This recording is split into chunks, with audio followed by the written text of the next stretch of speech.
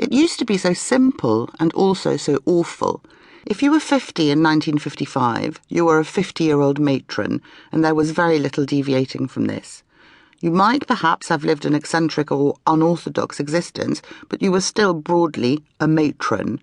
You knew what to wear, you knew how to behave, how to speak, how to occupy yourself. The option in all of those instances was, like a 50-year-old matron.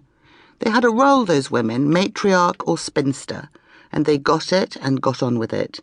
They knew what they were and how to play their part perfectly. And then feminism came along, thank God, and changed attitudes, thank God, but along with those changes came great confusion. Take Madonna at 55, 5 years older than my hypothetical 1950s matron above. I'm of the generation that nearly died of joy when Madonna first emerged in the early 80s, looking like a proper badass, and it follows that I have loved Madonna ever since. But what now? Am I supposed to want to look like her? Act like her? Be like her? Well, no, because I'm not a teenager looking for pop stars to be role models. Inasmuch as I look to anyone, I look to Baroness Trumpington, personally. But where does Madonna fit into all of this, with her palpable and demonstrable desire for ongoing hotness and relevance? And, good for her. I bet she doesn't dream about recliner chairs or sack-like clothing while she's doing her 3 hours in the gym. And she looks mostly great, and only weird sometimes, which could be true in a different sense of any of us. On the other hand, I'm quite annoyed with the way in which Madonna has decided to age. I feel let down by it. I wish she'd come with me and have the occasional little dirty recliner fantasy too. She could do a book like Sex, except wearing clothes, maybe called Nan. I'm not being facetious, I really wish she would. I wish just one woman in the public eye would relax about middle age, and I wish it were her.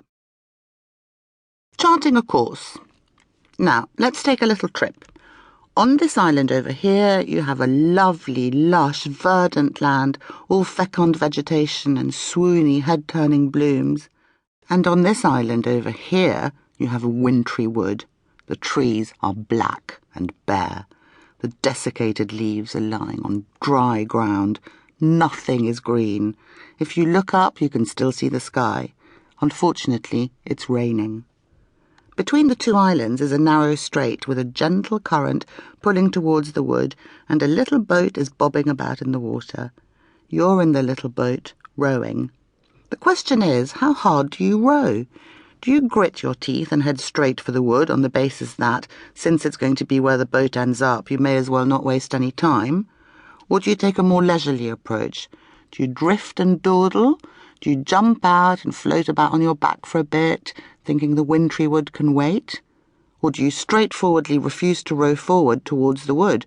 Do you grab both oars and furiously row back against the current? Those are your choices when it comes to aging and looks, and we're going to take them one at a time. Before you get into the boat, though, you have to ask yourself one fundamental question. Imagine for a moment that you are not the passenger, but some sort of boat keeper. It's your boat. What you look like or how old you are doesn't matter. In fact, you're a man. You're a boatman. And you have just the one boat, and this boat, this only boat of yours, is crucially important to you. It's not a new boat by any means. Do you patch it up? Do you give it the odd coat of varnish? Do you spend days, weeks, months fixing the boat, lovingly scraping off the barnacles so it's kept as good as new? What's important to you?